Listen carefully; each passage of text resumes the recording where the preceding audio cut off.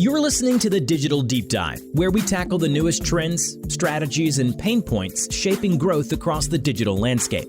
From Amazon and DTC to international expansion, join our host and e-commerce leaders across multiple industries for in-depth discussions on how to maximize your brands in the digital arena. Now, here's your host, Aaron Conant. Well, hello, everybody, and welcome back to the Digital Deep Dive podcast. I'm your host, Aaron Conant, and just going to have a really fun conversation today with a friend, Tim Zawislack from Days End Consulting. And the topic today is, beyond the DTC checklist. So we're going to do a deep dive around, once you have all those partners signed up, we have a lot of brands that I'm talking to on a routine basis over the past couple of years who've just lined up the right email, what they think is the right email partner, or they think is the right SMS, maybe it's the right subscription partner, whoever it might be. And this is kind of going beyond that. Like, what does the next level look like? And Tim is a great friend of the network for a long time now, longtime participant. And, Tim, I'm going to kick it over to you. If you want to do a brief intro on yourself and Days End, that'd be awesome. And we can kind of jump into the conversation. Sound good? Yeah, sure. Thank you, Aaron. So Tim Zawislack, nice to meet everybody. Days End is a full service certified Shopify Plus Partner. We're focused on e-commerce and marketing challenges for businesses and agencies. Our team specializes in all things Shopify and Shopify Plus from end to end, with a specific focus ultimately on, frankly, getting ththings over the finish line, where I know that's challenging within some big organizations, and really burnishing EBITDA wherever possible. These are pretty lofty goals, but I've been in this space over 2 decades. I've seen what works, what doesn't, and we really our team here really has a great time. There's nothing like pulling one of these things through from conception all the way through launch, and then seeing how ultimately it ladders back up to putting more money in the bank at the end of the day, and growing and making the team, even more importantly than that, making the team feel great about actually getting something pretty robust and pretty meaningful accomplished. These are really, really fun topics that we get to do all day. Yeah, awesome. And I think this is kind of a continuation of a conversation we were having last week around P&L optimization as a whole, and who's looking at it and who's not, and that kind of evolved into just the topic for this podcast of getting beyond that checklist. And so I have a lot of conversations where people reach out and say, hey, I'm looking for an SMS partner, and who's the best out there? And, why should I choose them? And, I just kind of brought that topic up to you, and would love to hear, your thoughts, because you're helping people with this issue every day. Who is the best? Like, how do you help people determine that? And how should they actually be looking at it? And then how do we start looking at the rest of, the different providers for a holistic strategy on the back end? Because it seems like that's what a lot of people are missing. Yeah. So, Aaron, what I would say is, we have an English golden retriever at home, and, she frequently chases squirrels. And I always tell her, like, Gracie, if you catch that squirrel, what are you going to do with it? And she has no idea. It's the same thing with, if I tell you, Mr. or Mrs. Client, who the world's best, hands down, the best SMS partner is, what are you going to do with that information? Are you going to go to them and pay what could potentially be some exorbitant amount of money? And we're all going to be popping champagne corks because we just hired the air quote best SMS provider in the known universe. What are you going to do with them after you sign that contract? And it is unbelievable to me. I recently had a role on the client side where we went out and essentially just hired such a SMS provider. And actually, my predecessor had done that, and I inherited this relationship. And I said, guys, at the end of the day, what are we doing? What are we doing here? And it was, we signed a great contract, and you get this many SMSs per month, per quarter. No. How are we mechanizing this out in the marketplace? And what is that going to do for our P&L? What's it going to do for our team? What's it going to do? How does our creative department blow into that? How does our marketing department, inform that? Our merchants, our supply chain, our distribution network, et cetera, et cetera. these are all conversations that sound sort of secondary and tertiary to an SMS provider, but guess what? They're not, right? So, SMS inherently, just due to the nature of the medium, it has an inherent ability to fully cannibalize email. And in a space or in a tool like SMS, where it can be, without exaggerating, 20 to 30 times more expensive to send an SMS than it is to send an email, unless you're working off of unbelievable, super, super high double-digit gross margins, you better really understand what that's going to do to your business and how's that going to impact your bottom line, other than getting a couple, $300,000-$400,000 a year bill. So these are all very, very holistic conversations that that we have with clients literally every day, and it's one of these things that once you start understanding how these swim lanes need to be defined and where there is and is not crossover, it's amazing how wide some of these eyes get on the other side of these Zoom calls sometimes. I mean, is that happening then the same on the email side, right? The subscription partner side, these new digital age direct mail companies that are plugging in on the back end as well? Is it just over and over again? And then what does that process look like for brands? Is that are you sitting down as a team? Who are you pulling into that meeting? Yeah, I mean, it's one of these things too, where you run around saying, okay, we're going to go and look. Everybody always does this with the best of intentions. Nobody ever sets out to say, I'm just going to go, submarine the business. Nobody has ever said that. Not that I've seen. But people, managers and directors and whatever, they will go into this and they'll RFP some of these processes to within an inch of their lives. So they'll have interviewed literally everybody and their cousin Frank out there that does say email. And then they'll land on what they perceive as the right partner for them. And then they'll have done this across their entire tech stack and across their entire marketing stack. And then what they have is a whole vertically stacked a mile high, group of partners that have literally never spoken to each other. And, one of the things where me and my teams over the years have seen success is, and especially pre-COVID, you really couldn't do it during COVID. You tried virtually, but it didn't really have the same punch. But, pre-COVID and what we're starting to go back to now is just you have what they call a vendor days, right?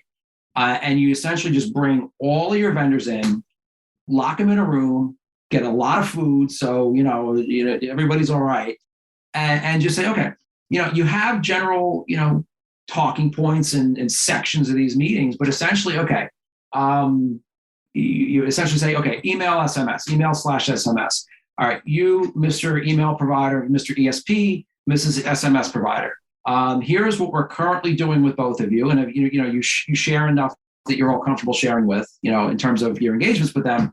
I say, look, we're all here to do one thing, help X brand's business, whatever the company is. We're all at the end of the day here, not to collect a paycheck, but to grow the business and to build some great stuff. And say, okay, email, we're buying from you, boom, boom, boom, boom, boom, these different components. SMS, we're getting this package, we're getting this frequency, whatever it is. How do you guys play well in the sandbox together? And how do you take 2 + 2 and not get 4, but take 2 + 2 and have a multiplicative effect? So adding those two services or those two SaaS models, you get, 8 instead of just 4. And it's amazing what happens when you start these conversations, because stuff just starts falling out of the sky and oh my God, we can really let's try it. It's never been done before. It's amazing. No, I love it. I don't think there's a lot of people not only that, I don't think there's a lot of people doing that. I don't think there's a lot of people who realize that you could do that. Right. I mean, it's just all brand new to a lot of people. Right. I mean, you think about pre-COVID, the e-com teams were kind of in most cases at larger companies were sitting over in the corner like, hey, isn't that cute? Right. We had aluminum foil hats, by the way. We all did. Yeah. We all got one. That's exactly it. And then, all of a sudden, COVID hits and e-com ramps up and everybody's scrambling, oh my gosh, we need to get this in place. And that's part of it. I totally agree with you. I don't think anybody, did anything, malicious or out of ignorance, really, purposefully. It was just, hey, this is what we have to do in the here and now. It just so happens that we're on the backside of that, and you have to optimize it if you're going to win. Right? Yeah. I mean, when COVID hit, I never knew I had so many friends. It was it was amazing. But look, at the end of the day, it was all good because what happened was, you had some folks in the organizations that very candidly didn't know how to click a mouse. They just didn't. But they learned pretty quick because they knew, oh my God, we've got hundreds of stores that are just, inventory is not only collecting dust, but guess what? It's aging and becoming worth less. So we better figure this out like really, really fast. And, necessity becoming the mother of invention and all that. It's amazing how engaged, because you had to, and people that had never really even wanted to have these conversations with you before, they now had to. And, look, at the end of the day, it's all good because, Bezos was asked 100 years ago, what is e-commerce going to look like in 5 years? And Bezos, at the time very famously said, I have no idea. I don't know what tomorrow holds in this space because no one really does. But what he said was, I know it's going to end such that people are going to be buying they're going to be buying more stuff online with a higher frequency in different verticals than they ever had before. And he said this a long time ago. And, COVID was sort of the catalyst. There were other catalysts before, but COVID was really like the crucible through which all that stuff got put. And here we are. I mean, I don't think anybody, I have, all kinds of, relatives and stuff that I won't embarrass them by calling them out or telling you how behind the times they are in terms of technology, but like they learned how to buy groceries online and groceries and paper towels and all that kind of stuff because they had to. And that's, that's where this whole space is going. And, look, who's going to win are the people that not only have this figured out, because that's just kind of a platitude, but who really, really, really understand this stuff. And I just want to share, a tight little anecdote with you. I'm thinking about it. iOS, and Facebook Meta, they've been going at it for several years now. I mean, you've got, and I'll put this PG version, but you've got, Cook building an 11-foot wall, Zuckerberg building an 11-foot ladder, and then back and forth, in terms of who's going to win there. So true. Yeah. And, nevertheless, when the iOS 14 later half of that hit earlier last year, a lot of people were really, really suffering in terms of agencies, in terms of retailers, because, quite honestly, it was easy to just go take, just some big lump of money that your controller or your finance department would give you at the beginning of year, quarter, month, whatever, and just say, here, Mr. and Mrs. Agency, just go invest, $50,000 on Facebook, $75,000 on IG. Maybe you'll look at the striation of the funnels, top, middle, low, and that's pretty much it. You call it a day. Here's 5 different creative assets. Have fun. I'll talk to you in a month. And that worked, and it's hard to fault that because it was, frankly, it was easy. Relatively speaking, it was easy. It was hard to screw up. But, when through last year, when the iOS issues hit, where, Cook said, no, you're not going to get the granularity that you're used to out of Meta. It was like, oh my God, like, what do you do? And it really, really forced a lot of people to start, I think, understanding a lot of these traditionally more arcane metrics, or at least start looking at them. Things like click-through rate, like things like, view-throughs, where, yeah, they're on the menu, but are you really understanding them? Are you really understanding how to optimize those things? Because, I'll tell you, over the last 12 months, I have heard nothing but like the sky is falling, ROAS is a disaster, blah, blah, blah, blah, blah. And yeah, it's challenging. I get it. I really, really do. I'm not trying to mitigate that. And I know it's harder than it used to be. But, if you're able to, do things like partner with your creative department or your creative agency and say, you know what, Mrs. Creative Director, have you ever had a conversation, with our paid media people? Well, no. Why? Well, how do you know what they want? Like, how do you know what's actually working? And it's incredible once you start putting some daylight, in that conversation. Not that the creative looks prettier or better. Frankly, it may look, objectively, it may actually look worse.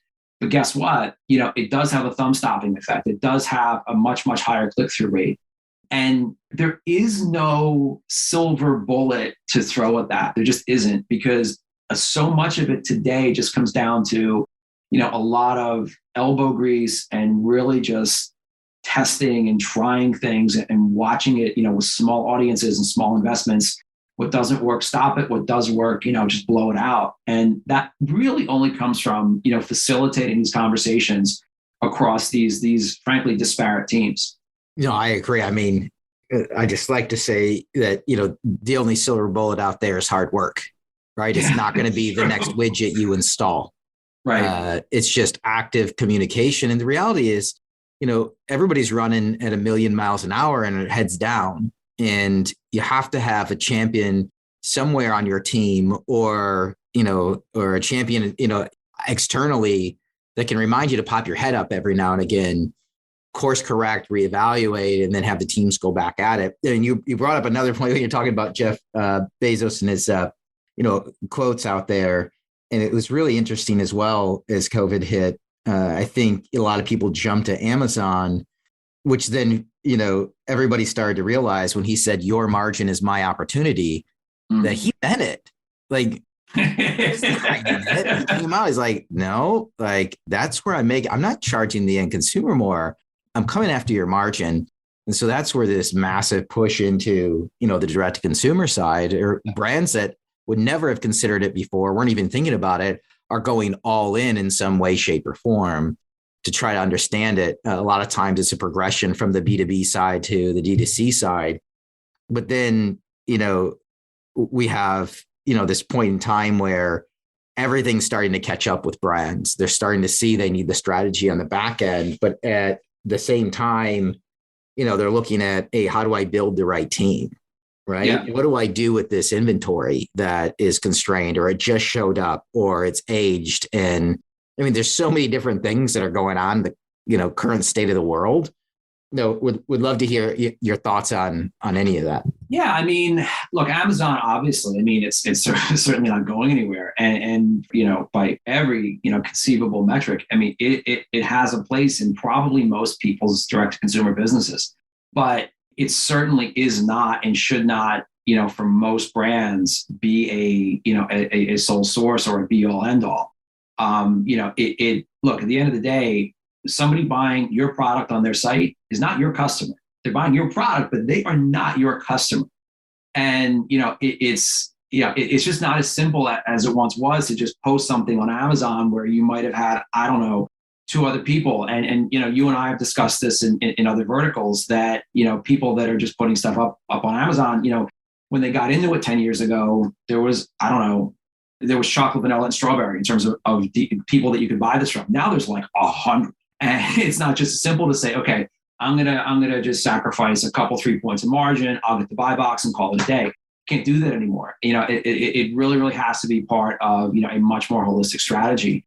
Focusing on building your own D2C presence. In the most optimistic view of that, it is not cheap, it's not easy, it's not quick. But the longer you take to do it, the worse off you're going to get as a brand. I mean, you have to embrace sort of an all of the above strategy. You have to have some sort of a meaningful social media presence. You have to have some sort of a pretty robust D2C e-commerce presence where, within some part of that D2C e-commerce presence is, quote, temple of the brand. Even if you're a reseller of other people's brands. I mean, we have clients right now that are, they're not vertically integrated. That they are, at the end of the day, an authorized reseller of other people's brands. But guess what? They have an ethos. They have some sort of a thing that they stand for, whether it's sustainability, whether it's social justice, whether you can just go down the list of causes and things that really, really matter to people. I'm not sure that a lot of these folks, even though the sentiment might certainly have been there, they might have very much cared about sustainability and recycling and things like that. They might have cared about it 5-6 years ago, but was it going to get a big juicy spot on their website? Probably not. I mean, I doubt it. So the point is, you really, really have to be, having a much more holistic conversation today than you used to. And just anecdotally, I was working on a brand we were quite proud of this, very, very proud of this during the tough times during the summer of 2020 with all the riots. And, it was very, very tenuous times, certainly for retail and for the country in general. But because we were able to speak authentically and from a truly solid base of, we care about the community because we are the community, because we are so deeply ingrained in what we do and what we sell. We were, to my knowledge, the only people in our entire vertical that really, blessedly, didn't have any sort of problems at the stores in terms of looting and things like that. So does it matter? Yeah, it really, really does. I mean, when you start to have a very, very holistic conversation with your audience and with your customers, they get it. The people are very, very smart today, Aaron. Oh, I agree, and it's an interesting time where it's the spoil me now, right? Yeah. It's time to serve the customer and they're looking for it. And, part of that though is getting to know the customer, and getting to know the customer means developing a relationship, which means having a conversation and interacting with them. And it's just interesting as I'm talking to brands, that are winning in this space, is how they're finding those different ways to interact. And it's not just, hey, I'm going to dump in a CDP and it's going to kick out all this personalization and everything else. It's not the magic bullet, but how do you look at different opportunities to have a conversation outside of just, hey, by the way, something's going on sale next week, or something just went on sale. Do you want to buy it, in a text or an email? Yeah. I mean, that certainly works to an extent. That works until it doesn't, right? Look, at the end of the day, and this just goes back to old school retailing. Your customer, he or she is your king. That is your king. And the queen, that king, his queen, is this beautiful, magnificent product, whatever it is. I don't care what you're selling. You have to essentially create that product and elevate that product in that customer's eyes as the most beautiful queen that customer has ever seen.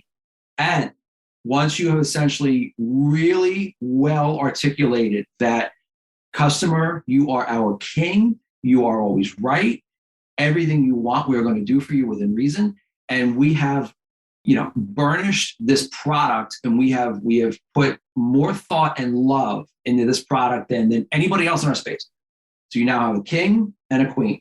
You are then going to follow that king, your king, our kings. You're going to follow that king around with his beautiful queen wherever he goes. If he is into horse racing, you're going to go start advertising at horse racing. If he is into car shows, you're going to go advertise at car shows. If he's into gourmet, you're going to go get fancy lunch trucks. And if he's like into indie concerts, you're going to go brand lunch trucks and you're going to go put them at whatever indie concerts you think he's going to like. And you follow him constantly around, with that queen. And it's not cheap, usually not super cheap. It doesn't have to be super expensive either. There's a lot of really like old school guerrilla marketing things you can do around that. But once you do that, you become ubiquitous in that customer's life, so that when he or she is ready to buy, you're there. There's not even a question about it. And sort of an undertone of all of that. And I preach this to teams, and that it's not a little corny. It's a lot corny. But if you put love if everybody within an organization puts love into everything they do in some way, shape, manner, or form, the customer is going to get that on the other side, especially if you're a vertically integrated brand where you're actually manufacturing something. The customer is going to see that there's love. And at the end of the day, what do we want to do, right? We want to, spend time with our families. We want to enjoy life, and we all want to experience some sort of love. And when the customer gets that magnificent thing, the queen in the mail or in the store, whatever it is, in that concept of somebody put thought into this, and somebody put some time and consideration into this, and these little surprise and delight kind of things that nobody asked you to do, but you did them anyway, because if you were the customer paying for it, you'd want that level of service. It's incredible the reaction that some people have. When you start getting that like woven throughout the fabric of your organization, and it's not just the people designing it or whatever. I mean, it's your finance people, it's your your supply chain folks, it's your fulfillment people. I mean, everybody, if they just touch that product, they love the brand, they love the brand, they love the brand, they're a fan of the brand. It's incredible, what comes out on the other side that ultimately becomes customer facing. I love it.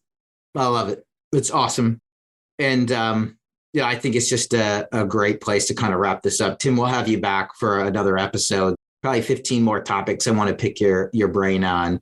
But again, it's just been awesome. Thanks for your time today, and really appreciate, your insights, your willingness to share, and being such a great friend and supporter of the network. And with that, we're going to wrap up this episode. Again, I'm Aaron Conant, and thanks for joining us. Look forward to continuing our digital journey together. Hope everybody has a fantastic day.